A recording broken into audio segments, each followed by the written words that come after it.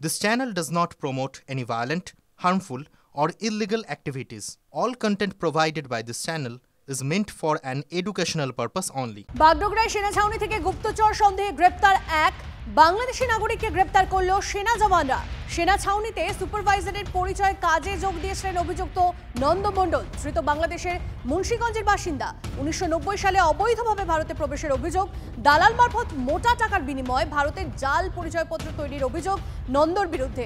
একই সঙ্গে ভারত ও বাংলাদেশের পরিচয়পত্র সহ ধরা পড়ে নন্দ। অভিযুক্ত থেকে উদ্ধার গুরুত্বপূর্ণ নথি ও কাগজপত্র। গত 3 দশকে একাধিকবার বাংলাদেশে যাতায়াত, জিজ্ঞাসাবাদের শিকার অভিযুক্তর। গোটা ঘটনার তদন্তে নেমেছে বাগডোগরা থানার পুলিশ ও সেনার গোয়েন্দা বিভাগ।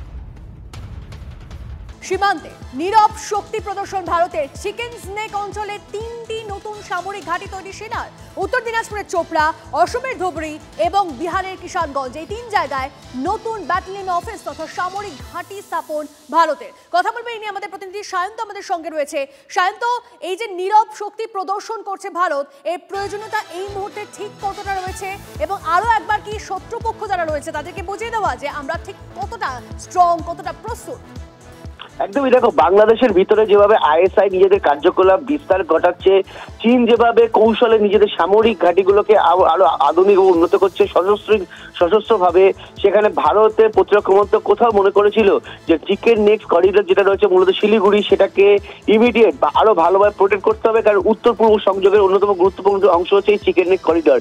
সেই কারণে অসমের ধুবড়ী, বিহারের কিষানগঞ্জ এবং উত্তর দিনাজপুরের চোপড়া, এই 3টে জায়গায় গ্যারিসন মিল সামরিক ঘাঁটি, সেই সামরিক ঘাঁটি স্থাপন করলো এবং প্রত্যেকটা ঘাঁটিতে 800 থেকে 900 জন জওয়ান থাকবে আধুনিক সশস্ত্র যুদ্ধাস্ত্র এবং একাধিক জ্যামা সিস্টেম সহ একাধিক অত্যাধুনিক ব্যবস্থা থাকবে এই ঘাঁটিগুলোতে।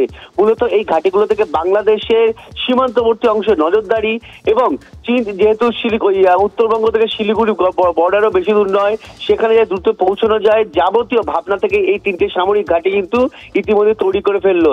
তবে সামরিক বিশারদ যেটা মনে করছেন, চীনের থেকেও বেশি এখন প্রয়োজন বাংলাদেশের উপর নজর রাখা। হলো বাংলাদেশে পাকিস্তানের যে বন্ধুত্ব, সেই সম্পর্ক সীমান্তে পরিস্থিতি কিন্তু আগামী দিনে পরিস্থিতি উদ্বেগের জায়গায় পৌঁছে দেবে এবং সেই কারণে এই সামরিক ঘাঁটি তৈরি করা অত্যন্ত প্রয়োজন ছিল এবং এই ঘাঁটিগুলো থেকেই মূলত নজরদারি এবং যে কোনো যুদ্ধকালীন পরিস্থিতিতে সেনা পৌঁছানো এই ঘাঁটিগুলো থেকেই হবে বলেই জানাচ্ছে প্রতিরক্ষা মন্ত্রকের কর্তারা।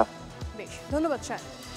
এই মুহূর্তে একটা ব্রেকিং নিউজ আসছে, আপনাদেরকে জানিয়ে রাখি। দুর্যোগ পরবর্তী পরিস্থিতি পর্যালোচনায় ফের উত্তরবঙ্গ সফরে যাচ্ছেন মুখ্যমন্ত্রী মমতা বন্দ্যোপাধ্যায়। দীক্ষা আমাদের প্রতিনিধি আমাদের সঙ্গে রয়েছে।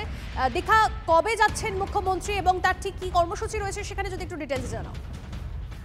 দেখো, আগামী সোমবার অর্থাৎ 10 তারিখে মুখ্যমন্ত্রী আবার উত্তরবঙ্গে যাবেন বলে এমনই সম্ভাবনার কথা বলা হয়েছে এবং সেখানে মুখ্যমন্ত্রী জগদ্ধাত্রী পুজোর দিনেই পোস্টার থেকে বলেছিলেন তিনি উত্তরবঙ্গে আবার যাবেন, কারণ যে সমস্ত ক্ষয়ক্ষতি হয়ে গিয়েছিল সেইগুলো পর্যালোচনা করার জন্য তিনি উত্তরবঙ্গে যাবেন এবং উত্তরকন্যায় বসে সেখানে সেগুলো পর্যালোচনা করবেন এবং উত্তরবঙ্গের যে কটি জেলা রয়েছে ক্ষতিগ্রস্ত ছাড়াও যে কটি জেলা রয়েছে সমস্ত জেলা শাসকদের সেখানে উপস্থিত হতে বলা হয়েছে এবং যে ক্ষয়ক্ষতি হয়েছে তার যে সমস্ত ক্ষতিপূরণের যে প্রশাসনিক ক্ষতিপূরণের যে পরিষেবা দেওয়ার কথা বলা হয়েছে বা ক্ষতিপূরণ বাবদ যে সমস্ত টাকা পয়সা দেওয়ার কথা সেগুলো মুখ্যমন্ত্রী সেখান থেকেই দেবেন এবং সোমবারই যাবেন বলে সেটা এখনো পর্যন্ত প্রশাসনিক সূত্রের খবর। বেশ, ধন্যবাদ দীক্ষা।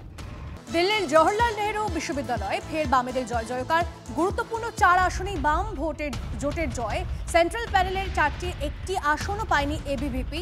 সভাপতি পদে জয়ী হয়েছেন এআইএসএ সহসভাপতি পদে নির্বাচিত এসএফআই এর কে গোপিকা, সাধারণ সম্পাদক পদে জয়ী ডিএসএফ এর সুনীল যাদব এবং যুগ্ম সম্পাদক পদে নির্বাচিত এআইএসএ এর দানিশ আলী।